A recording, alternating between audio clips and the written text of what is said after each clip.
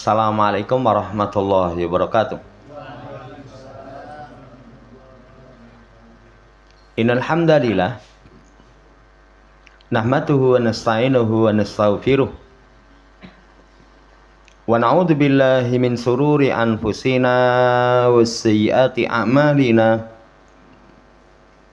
May yahdihillahu fala mudhillalah wa may yudlilhu fala hadiyalah. Wa asyhadu an la ilaha illallah wahdahu la syarikalah wa asyhadu anna Muhammadan abduhu wa rasuluh. Allahumma shalli ala Muhammad wa ala ali Muhammad. Allahumma anfa'na bima 'allamtana wa 'allimna ma yanfa'una wa zidna ilma. Ma'asyiral muslimin rahimani wa rahimakumullah. Melanjutkan pembacaan Minhaj Al-Firqatin Najiyah wa Ta'ifatil Mansurah. Pertemuan yang lalu kita masih dalam pembahasan At-Tauhid wa anwa'uhu. Tauhid kemudian jenis-jenisnya. Pertama, Tauhidur Rabbi.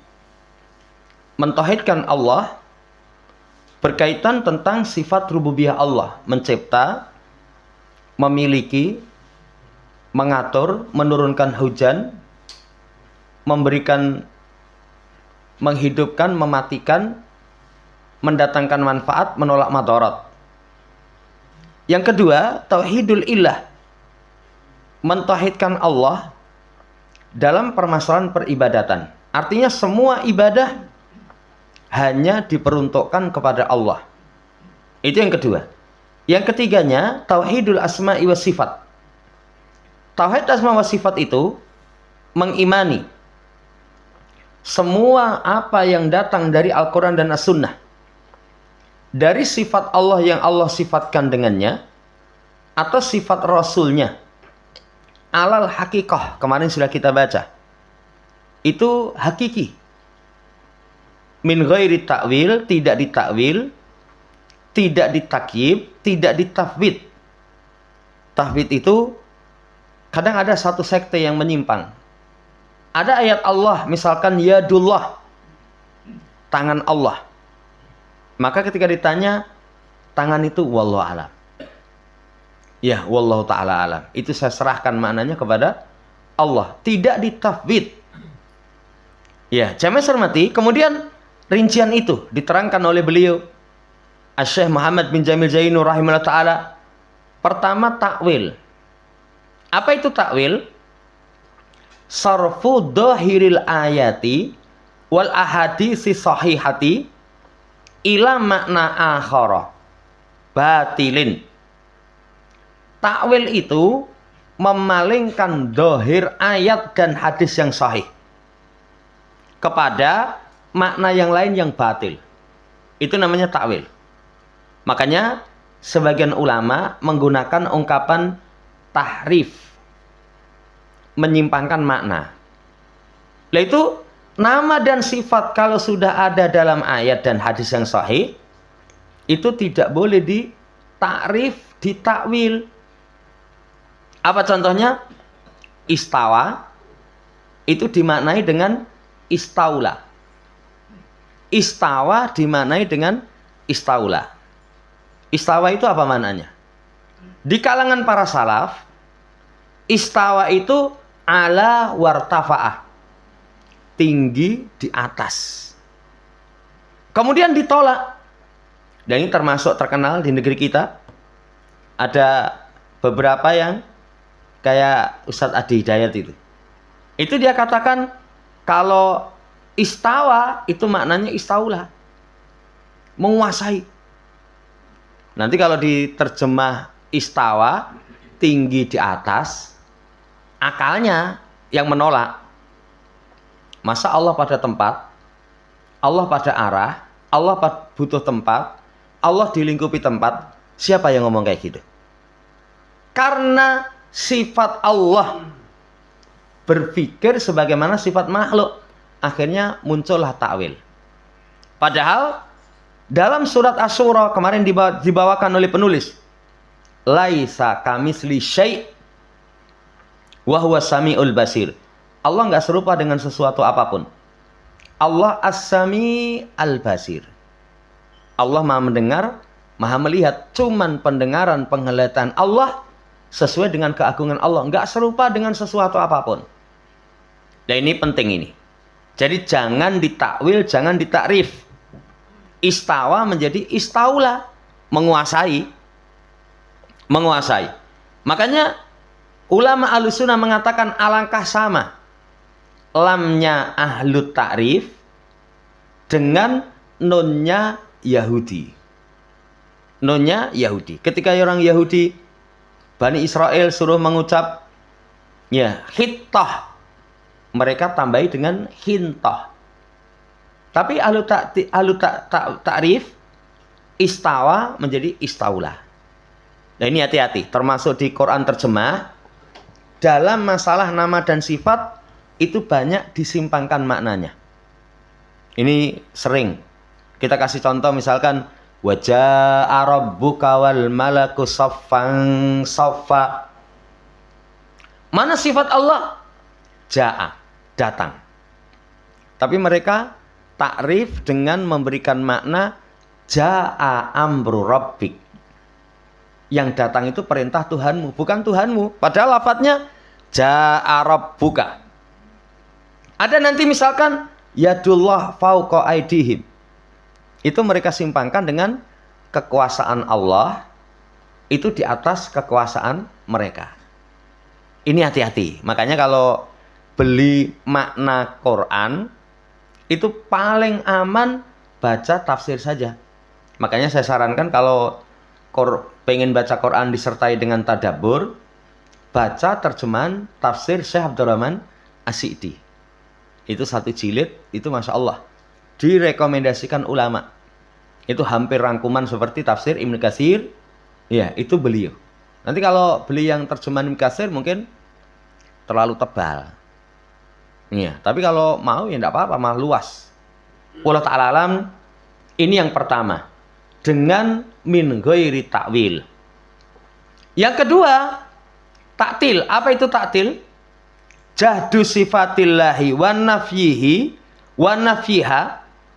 Jahdu sifatillahi wa nafyuha anhu ka'uluwillahi ala sama. Ya, taktil itu mengingkari sifat Allah atau menolak sifat Allah. Seperti ketinggian bagi Allah Subhanahu wa taala di atas langit. Faqad za'amat al-firaqud dhalatu annallaha fi kulli makan. Sungguh kelompok yang sesat menganggap Allah itu di setiap tempat. Allah di setiap tempat. Lah ini ngawur. Ya. Padahal sekian ayat Allah terangkan tinggi di atas langit.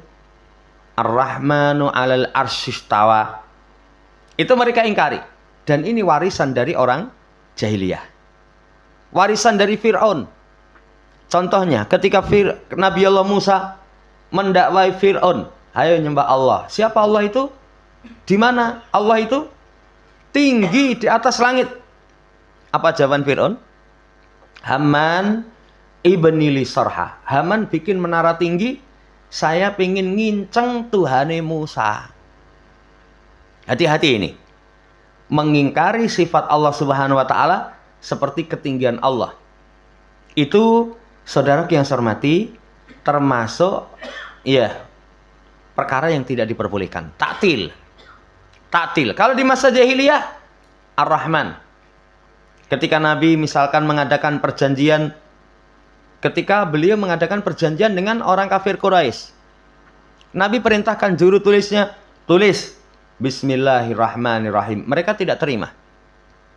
Kami nggak mau, tulis saja Bismillah. Karena mereka mengingkari sifat Ar-Rahman. Wa mar-Rahman, kami tidak kenal itu Rahman itu siapa. Tidaklah ada Rahman kecuali Rahmanul Yamamah. Ini taktil. Jangan diingkari. Kemudian yang ketiga, takyib.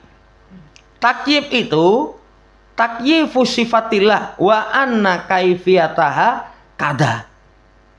Takyib itu mempertanyakan atau membentukkan sifat Allah Subhanahu wa taala. Contohnya, kaifiyat sifat Allah itu seperti ini. Seperti ini. Nggak boleh. Nanya juga nggak boleh.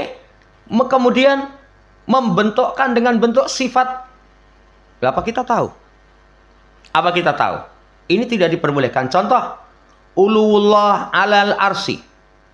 La yusbihu makhlukatihi. Wala ya'lamu kaifiyataha ahadun ilallah. Ketinggian Allah di atas ars tidak boleh diserupakan dengan makhluk. Kenapa? Karena nggak ada yang tahu. Kan ada tuduhan mereka kepada Ahlussunnah wal Jamaah. Loh, Ahlussunnah Salafiyun itu, Allah itu duduk pada singgasana. Duduk pada singgasana Allah Subhanahu wa taala sebagaimana raja di dunia. Sapa sing ngomong ngono? Lah ini tidak ada yang tahu. Makanya kita imani Allah tinggi di atas ars. Diimani. Diimani. Sampai tegas kalimat yang pernah kita sampaikan. Ucapan Imam Malik. Nanti akan dibawakan di poin yang terakhir. Itu akan dibawakan. Kewajiban kita cuma iman. Nggak usah tanya. Karena ilmunya nggak diterangkan. Ya, ilmunya nggak diterangkan. Misalkan Allah punya wajah. Ya sudah diimani. Sudah diimani. Jangan tergambarkan wajahnya seperti ini. Wajahnya seperti ini. Makanya kemarin tuh ada heboh. Ya. Sholat kalau pengen khusyuk itu apa? Bayangkan wajah Allah Subhanahu wa taala. Lah mau bayangke piye coba? Apakah pernah kita melihat wajah Allah? Wajah Allah itu sifat. Allah nggak terangkan. Ya seperti itu rusak nanti. Ya, ini hati-hati. Jadi seterusnya tidak boleh ditakyib. Karena tidak ada yang mengetahui tentang kaifiyat Allah. Kecuali hanya Allah Subhanahu wa ta'ala. Ini yang ketiga. Yang keempat, tamsil. Tamsil itu tamsilu sifatillah bisifatil halqi. Menyerupakan sifat Allah dengan sifat makhluk. Ini sumber kesesatan orang terjatuh dalam takrif, takwil. Itu karena berpikir tentang Allah sebagaimana makhluk. Contoh tadi, Allah itu istiwa di atas ars. Kalau ditetapkan istiwa, wah nanti pada makhluk. Akhirnya ya sudah, istaulah maknanya. Istaulah maknanya. Itu saudara yang saya hormati, sumbernya karena berpikir tentang Allah sebagaimana makhluk. Sebagaimana makhluk. Ini bahaya sekali. Ya tamsil. Tamsil itu menyerupakan sifat Allah dengan makhluk. Maka fala yuqalu, nggak bisa dikatakan yanzilullah ila samai kanuzulina. Wa hadisun nuzul rawahu Muslim. Seperti turunnya Allah itu seperti turunnya kita. Seperti turunnya kita. Dari mana kamu tahu? Ya. Makanya orang kadang mengingkari sifat turun itu salah satunya kalau kita turun apa masih di atas? Orangnya sudah turun. Berarti dhuwur ora ono. Itu makhluk. Sehingga orang akhirnya oh sudah, berarti Allah itu kalau turun berarti nggak di aras. Loh, turun. Padahal kalau sunnah bagaimana? Ini sifat. Sifat Allah tidak serupa dengan makhluk. Makanya Allah turun ke langit dunia tinggi di atas ars. Lah turun kok tinggi? Lah kalau makhluk kamu mungkin tanya. Mungkin tanya, tapi kalau Allah Subhanahu wa taala laisa kamitsli syai', enggak serupa dengan sesuatu apapun. Ini contoh turun. Contoh lagi, ya, wa minal kadibi nisbatu hadat tasbih ila Syaikhul Islam Ibnu Taimiyah. Lah termasuk kebohongan itu disandarkan penyerupaan ini kepada Syaikhul Islam Ibnu Taimiyah. Idat id lanajidhu fi kutubihi bal wajadna nafyahu litamsil wa tasbih.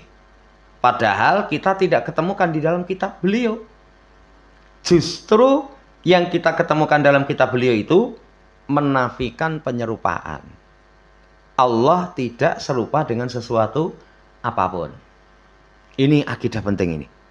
Sampai pernah kita sampaikan Imam Al-Qayyim beliau menjelaskan sebab kesyirikan itu Allah diserupakan dengan makhluk, makhluk diserupakan dengan Allah Subhanahu wa taala. Ini poin yang keempat, tamsil. Poin yang kelima, tafwid inda salaf fil kaif la fil makna. Yang kelimanya, tafwid. Jadi menyerahkan itu, kalau di sisi salaf, itu dari sisi kaifiat bukan makna. Ini yang membedakan antara ahlu sunnah dengan ahli bid'ah.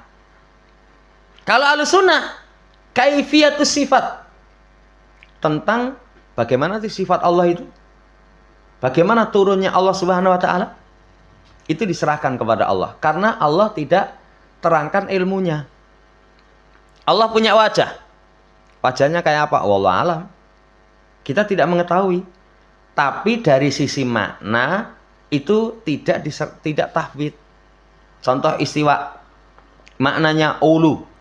Alladzi la ya'lamu kaifiyataha illallahu azza wa jalla. Contohnya istiwa. Kalau secara makna tinggi. Makanya istiwa itu ala wartafa.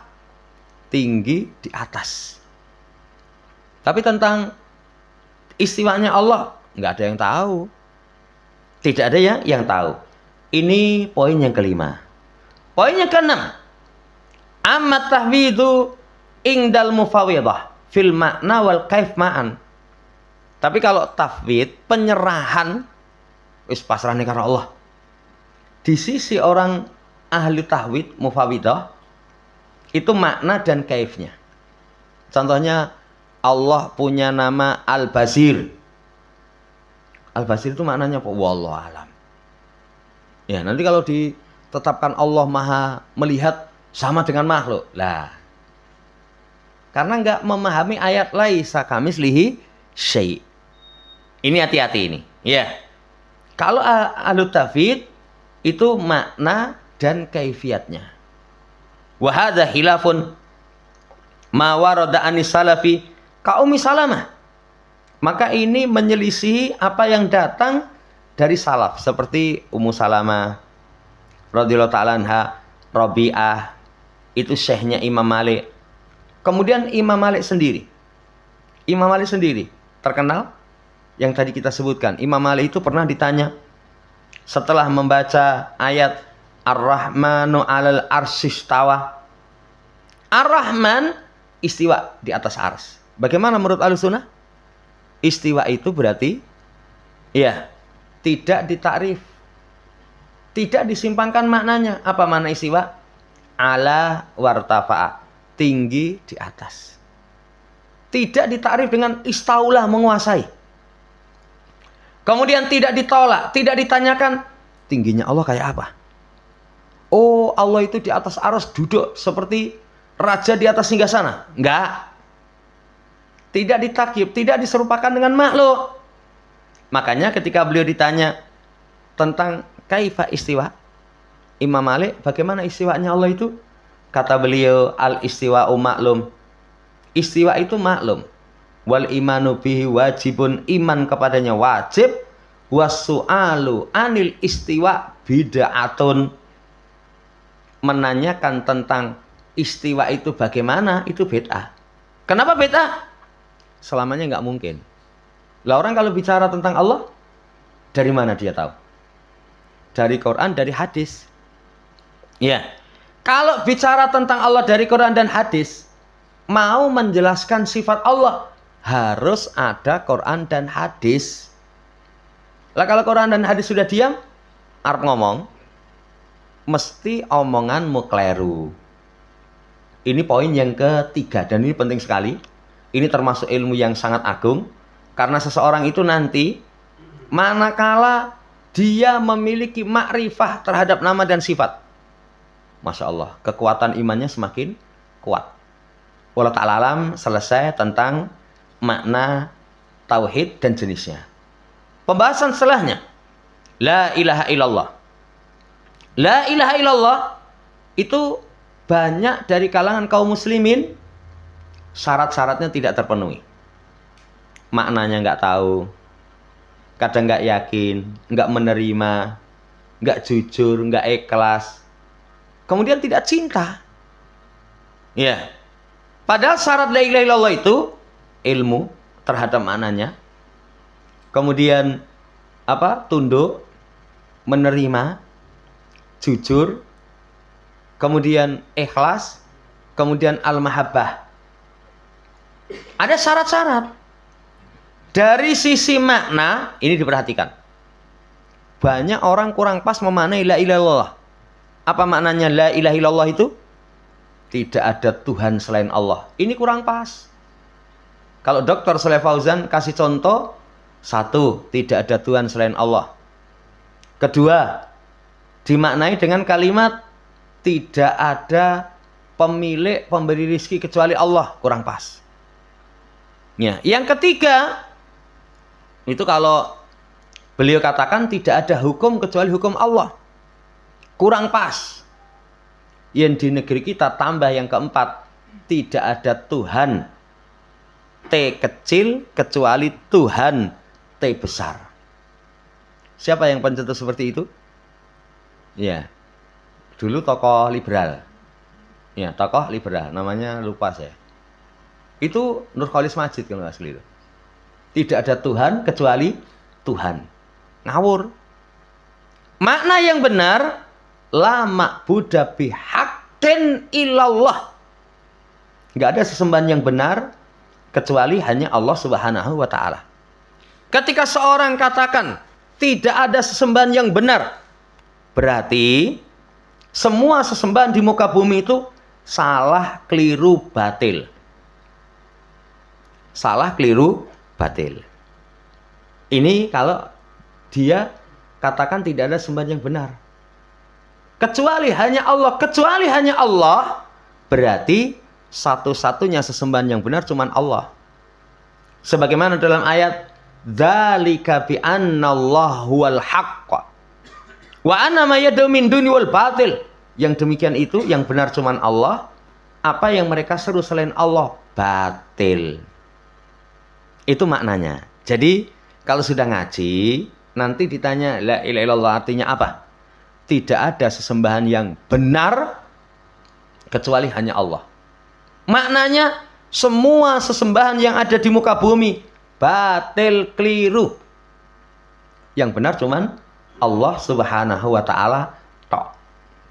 Ini dari sisi makna. Kemudian fiha nafyul ilahiyah an ghairillah wa isbatuha lillahi wahdahu. La ma'buda bihaqqin illallah. La ilaha illallah. Di situ ada dua penafian, penetapan. Mentiadakan, menetapkan. Penafian itu mentiadakan sesembahan selain Allah. Jadi selain Allah itu sesembahan yang batil, keliru. Kemudian yang kedua, ditetapkan sesembahan yang benar cuma Allah. Kayak dalam ayat la ikraha fiddin qad tabayyana rusydu minal ghayy faman yakfur bittaghuti wa yu'min billahi faqad istamsaka bil urwatil wusqa lang fisama. Lihat di situ, yakfur bittaghut wa yu'min billah. Dua ini nggak bisa dipisahkan. Kufur kepada taghut, beriman kepada Allah Subhanahu wa ta'ala semata. Kalau orang misalkan hanya kufur kepada taghut, nggak ada Tuhan, nggak ada Tuhan, nggak ada Tuhan, itu namanya suyuiyun, komunis. Itu namanya ateis. Itu namanya PKI bahasa kita. Ya, itu nggak meyakini adanya Tuhan.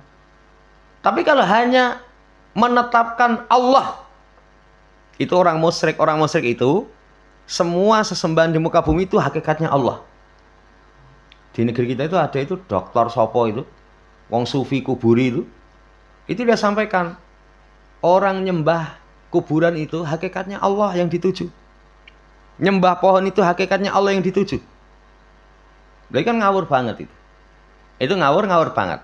Musyrikun Arab. Ya, Allah Ta'ala alam, ini tentang makna la ilaha illallah itu di situ ada nafi, ada penetapan. Kemudian dalilnya. Pertama, fa'lam annahu la ilaha illallah. Berilmulah bahwasanya tidak ada sembahan yang benar kecuali hanya Allah. Ini sebagai dalil al-ilmu bimaknaha wajibun wa muqaddamun ala sairi alkanil Islam. Mengilmui maknanya wajib didahulukan atas seluruh rukun Islam. Makanya syahadat la ilaha illallah Muhammadur Rasulullah itu rukun pertama. Baru sholat, baru zakat, baru haji, baru puasa. Rukun pertama adalah 2 kalimat syahadah. Ilmui dulu maknanya. Makanya terus tancapkan makna yang benar tentang la ilaha illallah. Tidak ada sesembahan yang benar kecuali hanya Allah Subhanahu wa ta'ala. Enggak ada sesembahan yang benar kecuali hanya Allah. Sesembahan selain Allah Subhanahu wa ta'ala batil, keliru. Ya, batil, keliru. Ini jamaah hormati berkaitan tentang ya, maknanya seperti itu. Ya. Kemudian yang pertama dalil tentang harus berilmu, tentang makna wajib dikedepankan. Berarti mengilmui tentang la ilaha illallah pertama kali. Yang kedua, man qala la ilaha illallah mukhlishan dakhala jannah.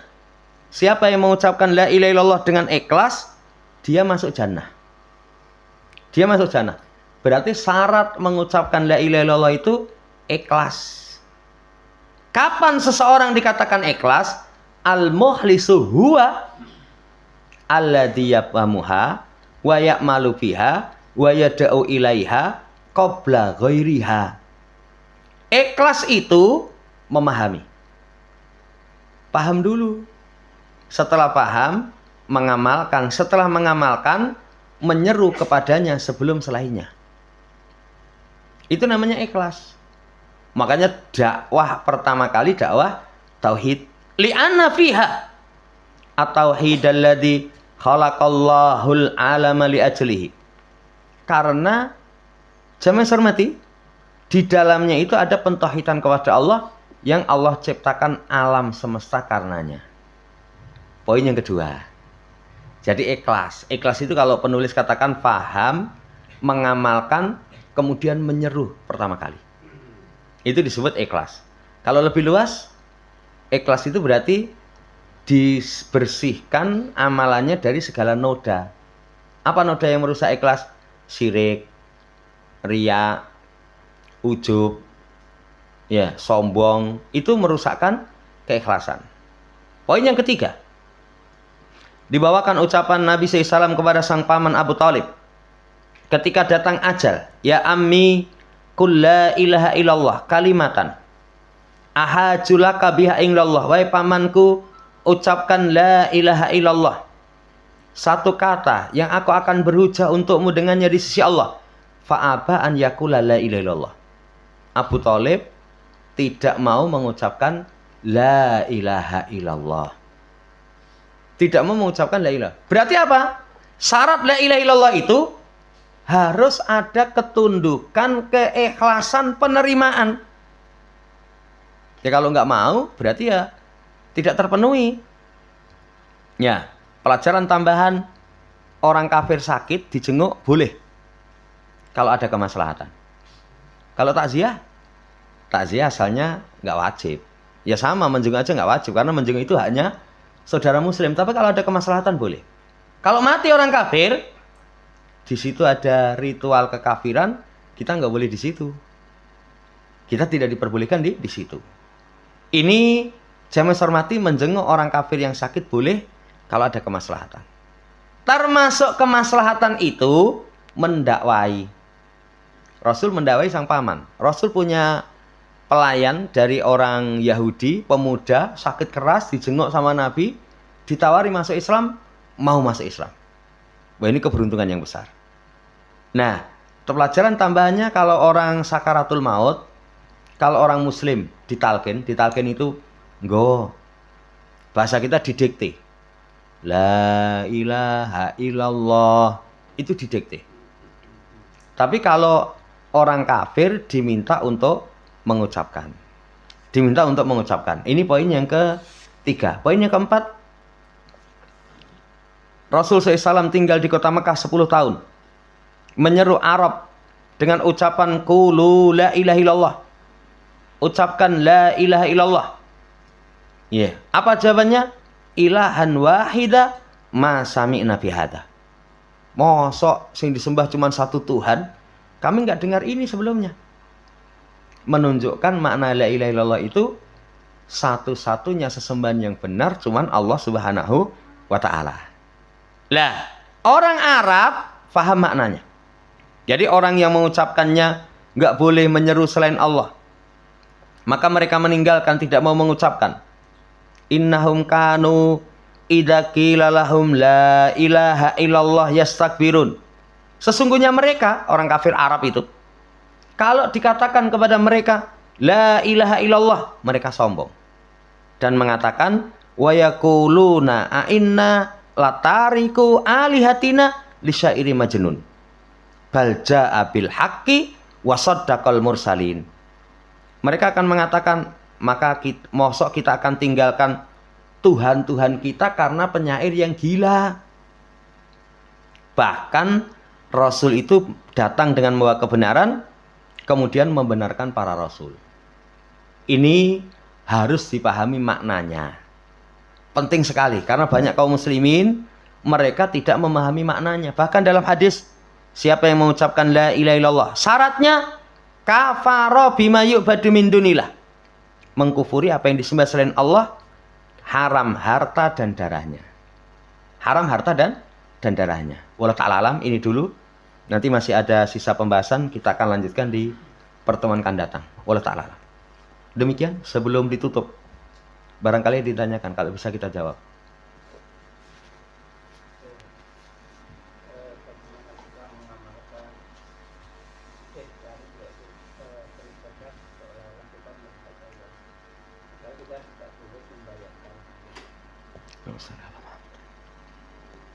Seakan-akan melihat. Kalau nggak bisa, merasa diawasi oleh Allah Subhanahu wa ta'ala. Seakan-akan melihat. Ya kan seakan-akan melihat. Sudah dimaklumi. Iya. Cuman kaifiatnya kan kita tidak mengetahui. Ya pokoknya seakan-akan melihat Allah Subhanahu wa ta'ala. Tapi tentang kaifiat Allah, ya kita nggak bisa.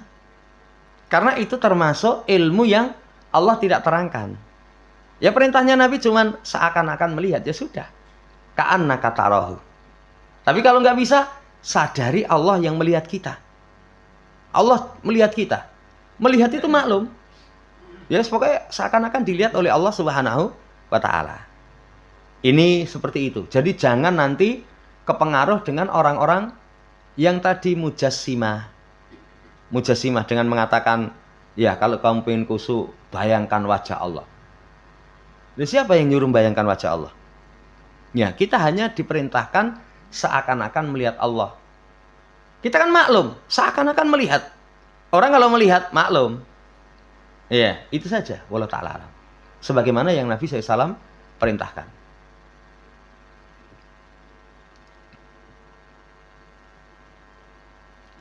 Ada lagi? Yang lain? Cukup?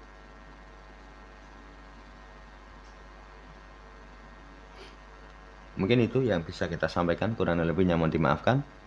Subhanakallahumma rabbana bihamdika asyhadu an la ilaha illa anta astaghfiruka wa atubu ilaik. Assalamualaikum warahmatullahi wabarakatuh.